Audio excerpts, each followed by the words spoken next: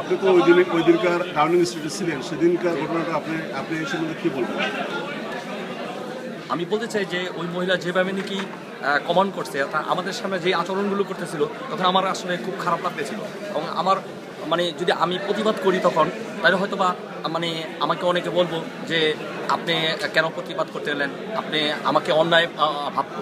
অথচ আমি ওই সময় আমার রক্ত অনেক মানে করতেছিল, ট্রিটমেন্ট করতেছিল যে আমি তাকে মানে প্রতিহত করি, কিন্তু করতে পারিনি এই জন্য যেহেতু আমরা নারী বিপক্ষে না, নারীকে আমরা সহ্য করব এবং সবর ধারণ করবো। এই সবর ধারণ করে আমি ওই সময় আমি বলি নাই।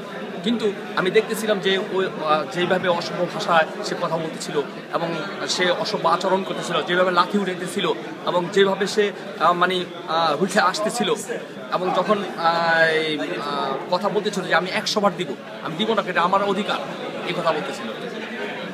রিপোর্টার কোন টিভি রিপোর্টার ছিল? চ্যানেল আই টিভি রিপোর্টার ওই মহিলা, আমি নাম জানি না।